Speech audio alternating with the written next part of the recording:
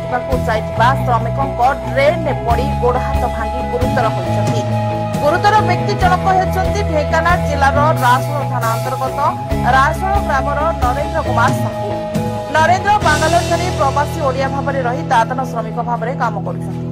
ଦୁଃଖର ବିଷୟ, କାମ କରିବାକୁ ଯାଇଥିବା ବେଳେ ଏକ ଟ୍ରେନ୍ରେ ଖସି ପଡ଼ିବାରୁ ତାଙ୍କର ଡାହାଣ ଗୋଡ଼ର 2 ଜାଗା ଭାଙ୍ଗି ଯାଇଛି। ସେଠାରେ ତାଙ୍କର ପରିବାର ପାଖରେ ନାହାନ୍ତି। ତାଙ୍କ ନାମରେ ସେଠାକାର କୌଣସି ପ୍ରମାଣପତ୍ର ନଥିବାରୁ ସରକାରୀ ସାହାଯ୍ୟ ପାଇବାରୁ ବଞ୍ଚିତ ହୋଇଛନ୍ତି। ଏହି ଖବର ମା ତାରିଣୀ ଓଡ଼ିଆ ସେବା ଟ୍ରଷ୍ଟ ପାଇବା ପରେ ଟ୍ରଷ୍ଟର ସଦସ୍ୟମାନେ ପହଞ୍ଚି ସହଯୋଗର ହାତ ବଢ଼ାଇଛନ୍ତି। ମା ତାରିଣୀ ଓଡ଼ିଆ ସେବା ଟ୍ରଷ୍ଟ ପକ୍ଷରୁ ବାଙ୍ଗାଲୋର ସହରରେ ଥିବା ସଞ୍ଜୟ ଗାନ୍ଧୀ ହସ୍ପିଟାଲରେ ନିଜ ଉଦ୍ୟମରେ ଚିକିତ୍ସା କରାଯାଇଛି। ଶ୍ରୀ ସାହୁ ଗରିବ ପରିବାର ହୋଇଥିବାରୁ ଅନ୍ୟ ଓଡ଼ିଆ ଭାଇମାନଙ୍କ ପାଖରୁ କିଛି ସାହାଯ୍ୟ ଆଶା କରୁଛନ୍ତି।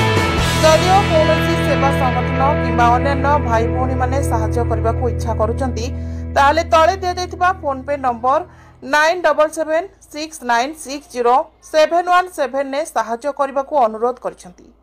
ଘଟଗାଁରୁ ତ୍ରିଲୋଚନ ପାତ୍ରଙ୍କ ରିପୋର୍ଟ, ଚେତନା ମିଡିଆ।